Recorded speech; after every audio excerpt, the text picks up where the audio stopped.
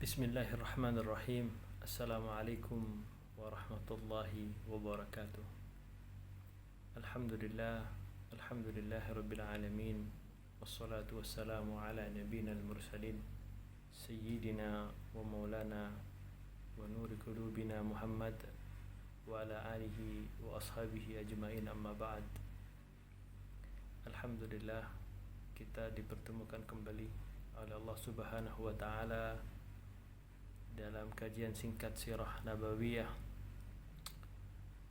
melanjutkan pembahasan-pembahasan kita di episode-episode yang telah lalu, yang alhamdulillah kita masih diberikan kesempatan oleh Allah Subhanahu wa taala untuk beribadah kepadanya, untuk menambah amal soleh kita, dan untuk menjauhi diri kita dari maksiat kepada Allah Subhanahu wa taala.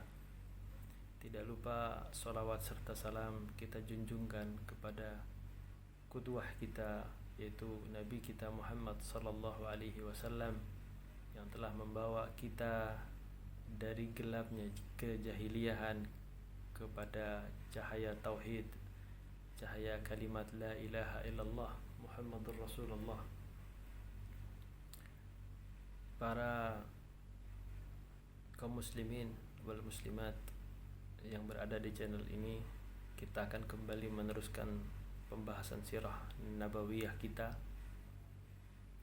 Jika di pertemuan yang sebelumnya, pertemuan yang telah lalu, kita sudah membahas bagaimana di awal-awal masa Islam Rasulullah SAW itu berdakwah. Di masa-masa awal Islam, Rasulullah SAW itu berdakwah secara sembunyi-sembunyi 3 tahun, sampai diturunkannya oleh Allah Subhanahu wa taala sebuah surat, yaitu surat Asy-Syu'ara ayat ke-214. Allah Subhanahu wa taala berfirman, wa anzir ashiratakal aqrabin, dan berilah peringatan kepada keluargamu yang terdekat.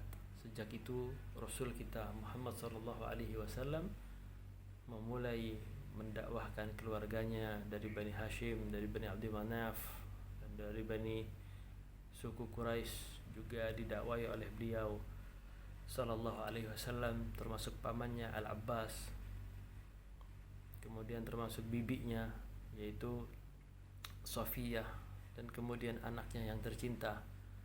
Mereka ajak kepada al-Islam oleh Rasulullah sallallahu alaihi wasallam.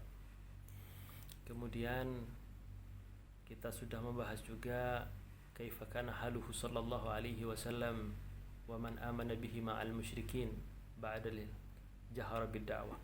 Bagaimana keadaan Rasulullah sallallahu alaihi wasallam dan siapa saja yang beriman dari orang-orang musyrik setelah Rasulullah memulai dakwahnya dengan terang-terangan.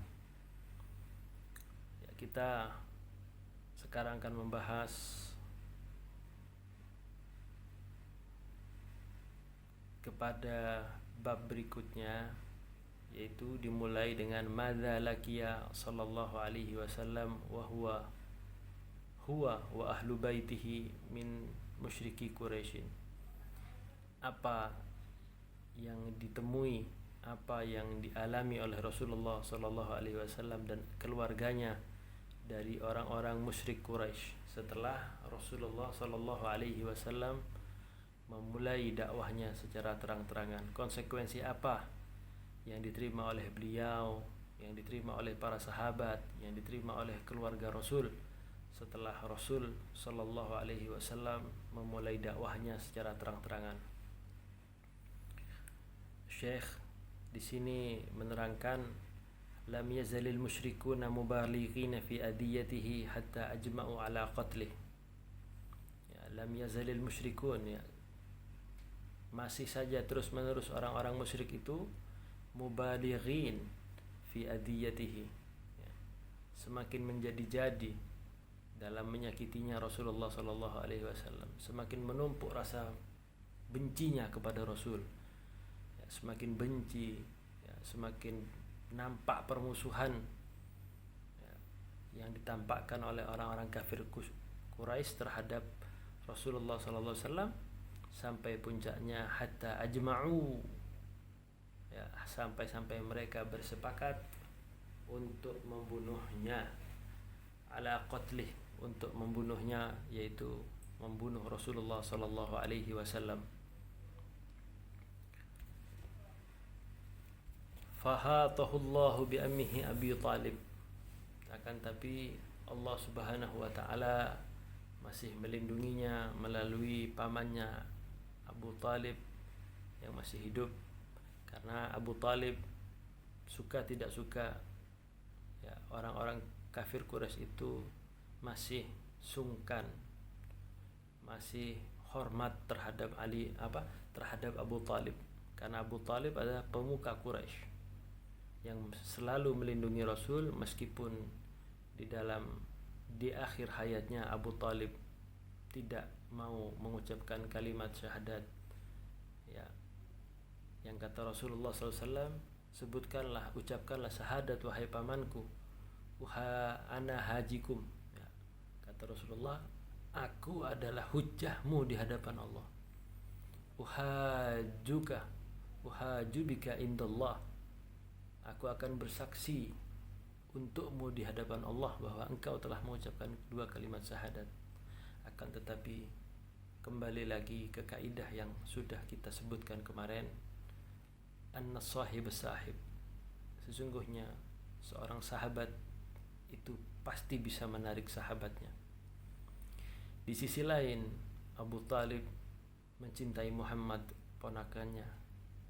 Di sisi lain juga Abu Talib masih bersahabat dengan tokoh-tokoh kufar, tokoh-tokoh musyrikin Quraisy, di mana setiap Rasulullah mengajak Abu Talib untuk masuk Islam, maka Abu Jahal, Abu Sufyan dan lain-lainnya mengatakan kepada Abu Talib, ya Aba Talib, wahai Abu Talib, atarda, apakah engkau ridha an tatruka millata abika, apakah engkau ridha meninggalkan millah, ayah nenek moyangmu,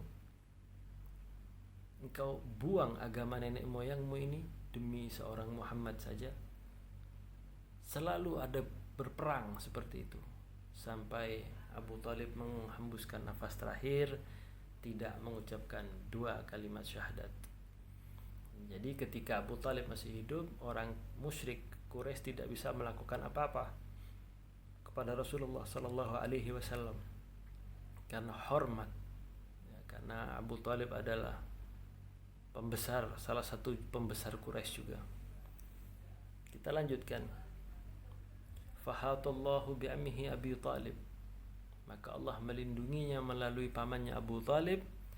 Fajama ahlahu wa ashiratahu Bani Hashim, maka keluarga Rasul sallallahu alaihi wasallam berkumpul. Fajama ahlahu, maka berkumpullah keluarganya Rasul, wa ashiratahu, dan keluarga terdekatnya dari Bani Hashim, wa Bani Abdul Muttalib, fa ajma'u mu'minuhum wa kafiruhum, dari orang kafirnya dan orang mukminnya itu bersama-sama mereka berdua menjaga Rasul.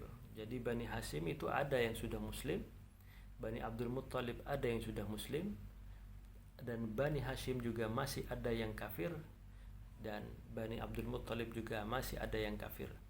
Mereka sepakat, mau kafir mau mukmin, mereka sepakat untuk melindungi ala himayatin, untuk melindungi Nabi sallallahu alaihi wasallam, wa taqdimi anfusihim, ya, mereka mengorbankan diri mereka untuk Nabi Muhammad sallallahu alaihi wasallam, kecuali satu, asyaitan, iblis, ya, yaitu Abu Lahab, illa ghairu Abi Lahabin, selain Abu Lahab, tabbat yadahu wa tab, ya, celakalah, tabbat yadahu, ya, celakalah kedua tangannya, wa tab, dan benar-benar celaka, karena Abu Lahab ini bersama istrinya yang selalu membenci Rasul sallallahu alaihi wasallam. Padahal setelah Rasulullah sallallahu alaihi wasallam lahir, Abu Lahab begitu bangga. Abu Lahab mengumumkan di samping Ka'bah, ya, bahwa saya mempunyai ponakan laki-laki. Saya akan menyembelih kambing. Dan salah satu bukti kecintaan Abu Lahab kepada Rasul, ketika Rasul lahir, Abu Lahab menyembelih korban untuk Rasul, memerdekakan budak, ya, dan memberikan budak kepada keluarga Rasul, kepada orang tua Rasul, yaitu Suwaibah yang menyusui Rasul sallallahu alaihi wasallam ketika kecil. Akan tetapi ketika Rasulullah sallallahu alaihi wasallam sudah beranjak dewasa, sudah menerima wahyu dari Allah Rabbul Alamin untuk mengatakan la ilaha illallah, apa yang diperlakukan Abu Lahab? Dia tidak melihat ponakan lagi, dia tidak melihat darah dagingnya sendiri. Tidak. Abu Lahab makin jadi memusuhi Rasulullah sallallahu alaihi wasallam. Waliyadzubillah. Inilah kisah yang bisa kita ambil ibrah. Biasanya setiap ulama, setiap dai, setiap ustadz itu mereka bisa mendakwahkan Islam di tengah-tengah masyarakat, akan tetapi terkadang cobaan itu, ujian itu datang dari keluarganya sendiri. Kemudian kita lanjutkan. Madza sana'al musyrikuna lamma ra'u dzalik. Setelah apa yang dilakukan oleh orang-orang musyrik setelah melihat Bani Hashim, Bani Abdul Muttalib yang mukmin, yang kafir sepakat untuk melindungi Rasul sallallahu alaihi wasallam, apa yang mereka lakukan? Tidak kehabisan akal. Orang-orang kafir ini harus, Muhammad ini harus dihentikan, karena Muhammad ini telah merusak kesatuan persatuan umat Quraisy dengan membawa agama baru. Maka apa yang dilakukan mereka? Lamma ra'au musyrikuna dalik, setelah orang-orang musyrik itu melihat bahwasanya Bani Hashim, Bani Abdul Muttalib, ya, baik yang kafir, baik yang muslim, itu bersatu untuk melindungi Rasul. Nah, ini yang dilakukan. Orang-orang kafir itu tidak akan pernah lelah, tidak akan pernah capek untuk memusuhi umat Islam. Maka kita sebagai umat Islam jangan pernah capek.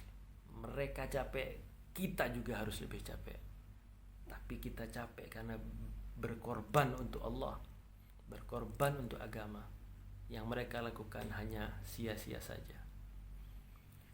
Madza sana'al musyrikuna lamma ra'au dzalik. Apa yang dilakukan orang-orang musyrik ketika mereka melihat Bani Hashim dan Bani Abdul Muttalib itu bersatu untuk melindungi Rasul? Mereka ijtama'u ala qati'ati Bani Hashim wa Bani Abdul Muttalib.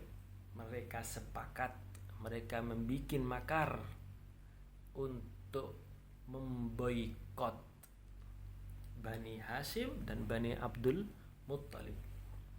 Memboikot dalam hal apa? Ala an yukhalituhum, tidak bergaul dengan mereka, tidak bertegur sapa dengan mereka, tidak berteman dengan mereka. Jadi kalau ada seorang Bani Hashim, langsung ditolak. Sana kamu, saya tidak mau berteman dengan kamu, saya tidak mau berhubungan apa-apa dengan kamu. Wala yukalimuhum, dan tidak mengajak bicara orang-orang Bani Hashim dan orang-orang Bani Abdul Muttalib karena melindungi Rasul. Jadi orang Bani Hashim, orang dari Bani Abdul Muttalib berbicara, entah itu di pasar, entah itu sedang berjual beli, entah itu sedang apa, mereka berbicara, maka orang-orang kafir Quraisy sepakat tidak akan menjawab omongan mereka. Wala yukalimuhum wala yunakihuhum, dan tidak saling menikahkan. Jadi tidak boleh menikah dengan laki-laki dari Bani Hashim dan tidak boleh menikah juga dari perempuan dari Bani Abdul Muttalib. Kalau ada perempuan, kalau ada laki-laki dari Bani Hashim dan Bani Abdul Muttalib yang membela Rasul itu kita tidak boleh nikahkan dengan anak-anak kita. Wala yanaluhum bi khairin abadan, dan tidak akan pernah yanaluhum bi khairin abadan, ya, berinteraksi dengan mereka secara baik selamanya. Artinya Bani Hashim dan Bani Abdul Muttalib ini dianggap sampah oleh mereka, dijauhi, diisolasi oleh mereka. Katabu bidzalika sahifatan, sampai mereka itu menulis perjanjian pemboikotan itu ditulis oleh mereka. Wa alsaquha fi jidaril Ka'bah, agar orang-orang tahu mereka setelah menulis perjanjian antar mereka untuk memboikot Bani Hashim dan Bani Abdul Muttalib, kertas perjanjian tersebut ditempel di dinding-dinding Ka'bah. Supaya apa? Karena Ka'bah itu pusat keramaian, ya, supaya mereka, orang-orang yang lain yang tidak tahu itu mengetahui bahwasanya kita sedang memboikot Bani Hashim dan Bani Abdul Muttalib.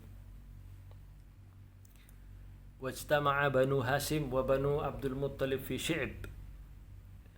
Ketika di kota, di lembah Makkah, karena Makkah itu bentuk dataran kotanya seperti lembah, ya, lembah yang rendah. Mereka dikucilkan di situ, mereka dimusuhi di situ, tidak diajak bicara, tidak diajak berinteraksi, tidak saling menikahkan. Kalau Bani Hashim menjual makanan, menjual barang, mereka tidak membelinya. Dan kalau yang mau beli barang dagangan itu dari Bani Hashim dan Bani Abdul Muttalib, barang dagangan tersebut tidak dijual. Sungguh sangat aneh. Di mana-mana pedagang itu senang kalau barang dagangannya dibeli.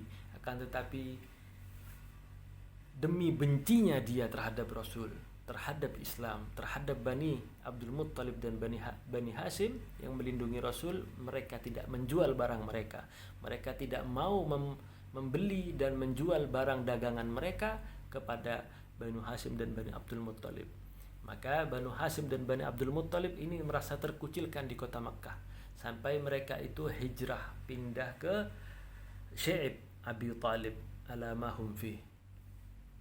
Mereka pindah di celah bukit yang namanya Syi'b. Celah bukit ini adalah miliknya Abu Talib. Ala ma hum fi, di atas penderitaan mereka yang seperti itu. Tidak ada makanan, tidak ada minuman, sampai mereka ada yang mati kelaparan untuk membela Rasulullah sallallahu alaihi wasallam. Tidak ada makanan. Dia mau beli makanan di mana? Dia mau beli minuman di mana? Dia dikucilkan di kota Makkah sampai mereka mendiami sebuah celah bukit Syi'b yang sangat kecil. Ada yang makan tumbuh-tumbuhan untuk bertahan hidup, untuk melindungi Rasulullah sallallahu alaihi wasallam.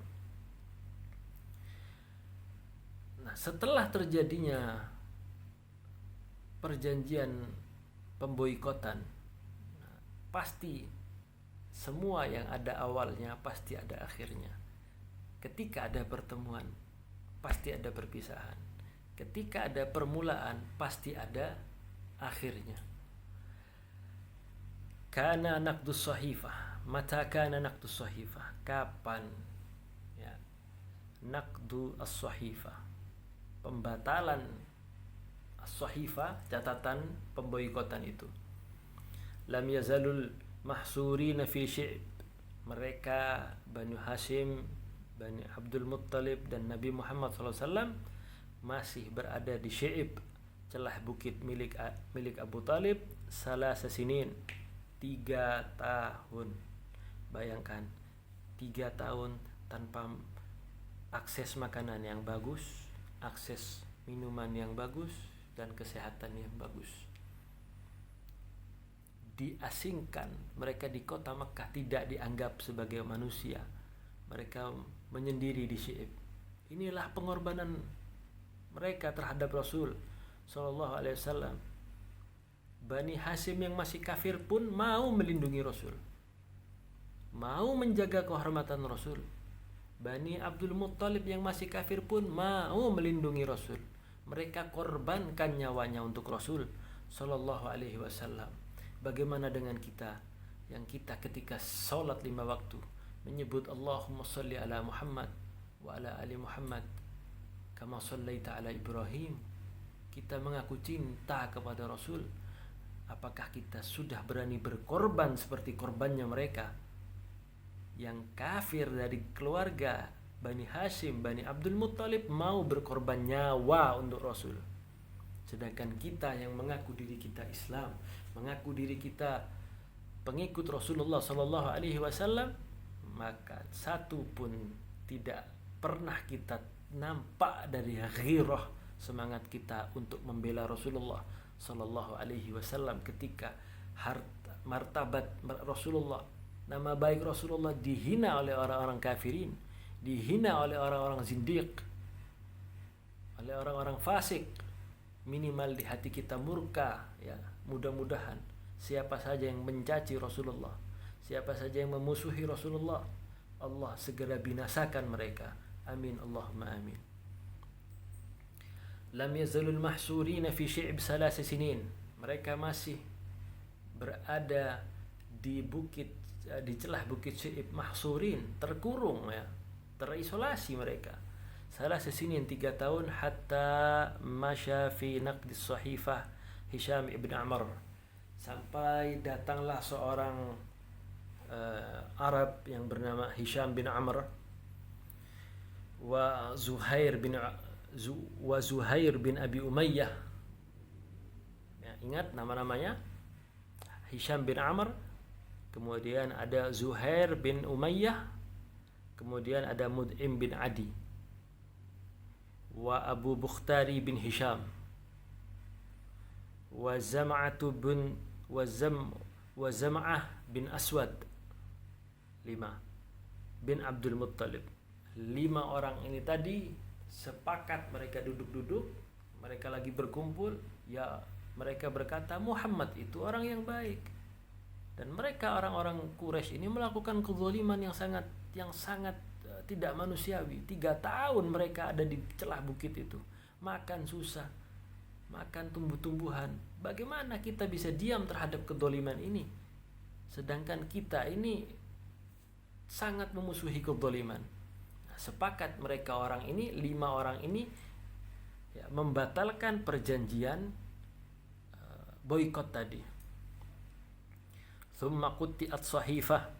Mereka berjalan dengan semangat untuk merobek perjanjian itu, as-sahifah, kertas yang ditempel di dinding Ka'bah itu. Tsumma qutti'at as-sahifatu wa qad wajadu aradatan akalat kullu ma fiha minal qati'ati. Kemudian setelah mereka jalan mendekati Ka'bah, mendekati suhuf, ya, kertas-kertas yang menempel perjanjian tersebut, untuk merobeknya, wajadu aradatan akalat kullama fiha. Dia mendapati rayap yang memakan kertas-kertas tersebut. Kertas yang berisi perjanjiannya itu dimakan oleh rayap, semua tanpa terkecuali. Akalat kullama fiha minal qati'ah wa lam yabqa, dan tidak ada sisanya, subhanallah, illa, kecuali ismullahi azza wa jal, kecuali nama Allah. Jadi orang Quraisy itu percaya adanya Allah, ya. Ketika mereka ditanya siapa Tuhan kalian, mereka menjawab Allah, Tuhan kami. Kalau kamu sudah tahu Tuhan kamu Allah, kenapa tidak beribadah langsung? Tidak, aku beribadah kepada Allah langsung tidak bisa, makanya aku memakai perantara berhala-berhala yang mereka sebut Hubal, Lata, Uzza, dan lain-lain. Itu sebagai cara mendekatkan diri kita kepada Allah Tabaraka wa Ta'ala, kita melalui berhala-berhala tersebut. Mereka itu percaya adanya Allah, mereka yakin adanya Allah. Mereka, ketika mereka ditanya siapakah yang menciptakan langit dan bumi, mereka akan menjawab Allah. Akan tapi mereka menjadikan perantara antara dia dan Allah. Inilah yang disebut syirik dalam uluhiyah, dalam hal ibadah. Mereka menulis bismillah, mereka menulis dengan menyebut nama Allah. Mereka tulis Tapi yang ditulis ada nama Allah di situ, rayap pun tidak berani memakannya. Waqad ukhbira sallallahu alaihi wasallam bidzalika qabla tamziqiha. Dan Rasulullah sallallahu alaihi wasallam telah diberikan kabar bahwasanya rayap itu memakan semua isi perjanjian pemboikotan yang dilakukan oleh orang-orang kafir Quraisy terhadap Bani Hashim dan Bani Abdul Muttalib. Rasulullah dikasih tahu sebelum disobek, ya Rasulullah, kertas-kertas yang ditempel di dinding-dinding Ka'bah itu telah dimakan rayap semua kecuali nama Allah Tabaraka wa Ta'ala. Rasulullah sudah diberi kabar sebelum disobek. Terakhir, fi ayyi amin kana dalika wa ma alladhi hadatha fi hadzal am. Fi ayyi amin, di tahun apa kejadian itu, wa ma alladhi hadath, dan apakah dan apa yang terjadi fi hadzal am, dan apa yang terjadi pada tahun ini. Kana dzalika am 10 min bi'satihi. Kejadian ini terjadi pada tahun ke-10 diutusnya Rasulullah sallallahu alaihi wasallam. Jadi setelah 10 tahun Rasulullah sallallahu alaihi wasallam diutus menjadi rasul, terjadilah kejadian itu tadi. Wa fi hadzal am, dan di tahun ini juga tuwfiyat zaujatuhu Khadijah radhiyallahu taala anha, meninggal dunia, wafat istri tercinta yaitu Khadijah radhiyallahu taala anha. Dan tidak berselang lama pamannya yang melindungi Rasul selama ini, Abu Talib, juga meninggal dunia.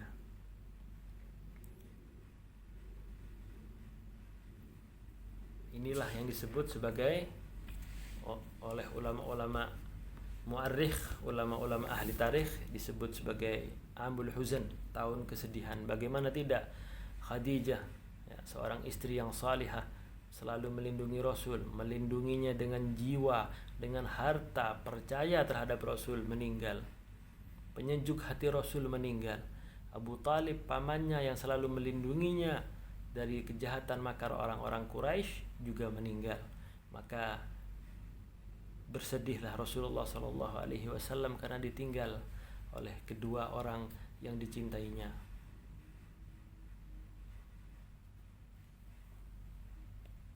Kemudian ketika orang-orang muhajir yang berhijrah ke negeri Habasyah mendengar tentang kematian Abu Talib, jadi setelah kematian Abu Talib, orang-orang kafir itu bersujud, ya. Artinya dalam bersujud bukan masuk Islam, kan, tapi sedih mereka. Mereka melakukan kesedihan mereka, menunjukkan kesedihan mereka dengan bersujud, ya, menghinakan diri mereka karena pemimpin mereka, pemuka suku mereka yaitu Abu Talib meninggal.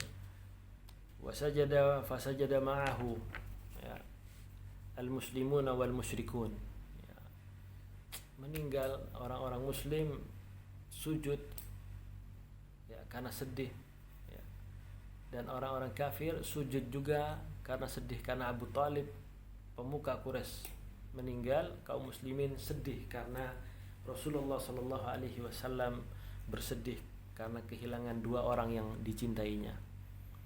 Lamma sami'al muhajirun al-Habasyah, ketika orang-orang muhajir, orang-orang yang berhijrah ke negeri Habasyah mendengar hal tersebut, raja'a ba'duhum ila Makkah, sebagian dari mereka pulang kembali ke Makkah, dhannina Islam Quraisy, ya, yang pulang itu menyangka orang-orang suku Quraisy itu telah masuk ke dalam agama Islam.